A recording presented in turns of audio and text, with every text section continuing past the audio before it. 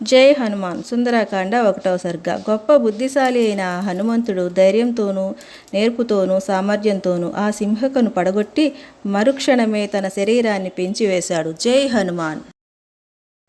జై హనుమాన్. సుందరకాండ 1వ సర్గ. మహాహనుమంతుడు ఆమె గుండెను చీల్చి వేయగా ఆ సింహిక విగతజీవి అయి నేలలో పడిపోయింది. హనుమంతుడు చిటికలో చంపివేసిన సింహిక చూసి గగనచారులైన భూతాలు అతడితో ఇలా పలికాయి: ఓ వానరశ్రేష్ఠ, ఈ మహాప్రాణి వధించి ఇప్పుడు నువ్వు అసాధ్యమైన కార్యాన్ని సాధించావు.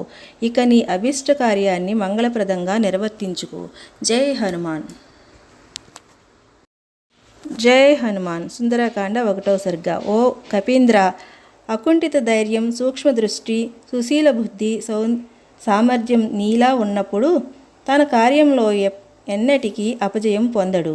వారితో అలా స్తుతింపబడిన పూజ్యనీయుడైన హనుమంతుడు ఆ తర్వాత తన భవిష్యత్ తరాన్ని గురించి నిశ్చయించుకుని గరుత్మంతునిలా గగనంలోకి పయనం సాగించాడు. జై హనుమాన్.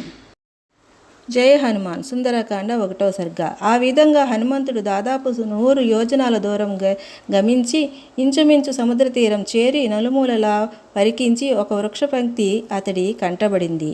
హనుమంతుడు క్రిందికి దిగుతూనే నానావిధ వృక్షాలచే తీర్చిదిద్దబడిన ద్వీపాన్ని, మలయ పర్వత ప్రాంతంలోని వనాలను చూశాడు. జై హనుమాన్. జై హనుమాన్. సుందరకాండ 1వ సర్గ. బుద్ధిశాలి, సదాలోచన సమర్థుడు అయిన ఆ హనుమంతుడు సముద్ర తీరంలోని జల ప్రాంతాలను, అక్కడ పెరిగిన వృక్షాలను, నదీ ముఖములను చూస్తూ ఆకాశాన్ని అడ్డగిస్తున్నట్లు మేఘంలా ఒప్పారే తన శరీరాన్ని పరికించి ఇలా తలపోశాడు. జై హనుమాన్. జై హనుమాన్. సుందరకాండ 1వ సర్గ.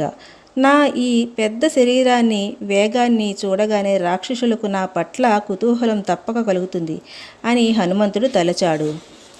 అలా అనుకుని కొండ వంటి తన శరీరాన్ని చిన్నదిగా చేసి అజ్ఞానం తొలగిపోయిన ఆత్మజ్ఞాని తన స్వరూపాన్ని పొందినట్లు సహజ రూపం సంతరించుకున్నాడు. జై హనుమాన్.